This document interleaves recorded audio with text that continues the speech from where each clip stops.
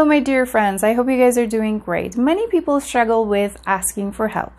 I've had my own troubles or struggles of asking for help in the past, and this is a tricky topic that even it shows up in therapy as well. What I would like to do in this video is that I'm going to talk about ways that can help you to improve your asking for help behavior in a way that it gives you, for the most part, the desirable outcome that you're looking for. So number one, it would be helpful to have multiple resources to ask for help. In other words, if you are asking for one particular topic A, you're asking for topic A from not just one person, maybe 2 or 3 person and in your life, and then your chances of getting a yes answer actually can increase when you have more people to ask. I've done this in the past when as you can see, some of you who know me in real life, that I started my own business, and in this practice I asked more people for help when I could get their opinion about something that I was not sure of. So in those kind of situations, I usually had 2 or 3 people actually saying yes to me, and in some cases there was maybe one person saying no, I cannot help you. Now, allowing your room for more people to say no and allowing room for people to say yes is a really good opportunity also towards that fear that most people have when it comes to asking for help. For example, many people fear that they will hear no, and that word would be so hurtful for them to actually, they might not be able to deal with that feeling, or they would be so heartbroken and not being able to deal with that is something that they do not want to start even or go for asking for help behavior in the first place. So they don't want to even initiate the behavior. So it's always a good idea to have multiple resources to go to and use them when it comes to asking for help.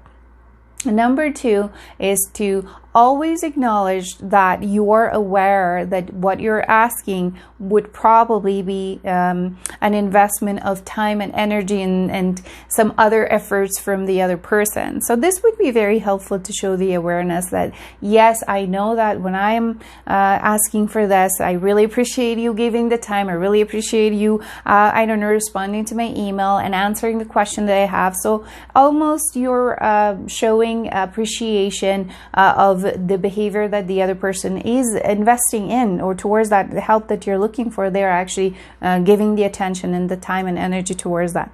So you are acknowledging that, and that can be quite helpful in communication, because that allows people to see that, hey, you're not taking them for granted, and on top of that, you're actually appreciating them to help you with this.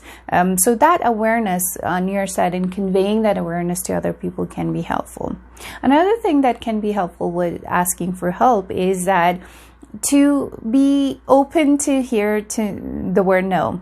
I know that I've said this before, but here what I'm saying specifically is that when you allow yourself to hear no, you're basically putting yourself in somebody else's shoes.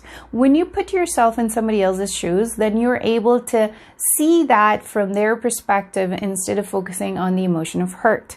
For example, somebody who would be saying that, hey, I'm sorry, I can't do this for you either anymore, or they would say, I'm not able to do you on the first attempt, whatever they are trying to say no towards. So having that empathetic feeling and putting yourself in their shoes by telling yourself that, hey, maybe they have a really difficult day today, or they have a difficult week, or they have a difficult life in general, and therefore they're not able to help me with this, and that's totally okay and normal, because if I were in their shoes, I might have had the same kind of experience or feeling. Yes, sometimes some of us who've been helpers in life before, we think that, okay, if I would be in their shoes, I would be doing this anyway. But you want to kind of meet the person in their own space and kind of think of their context that they're coming from, not necessarily what you would have done ideally in that situation. So kind of meet them in their space and say, okay, that's understandable. It's okay, because I understand that they might not be able to do so.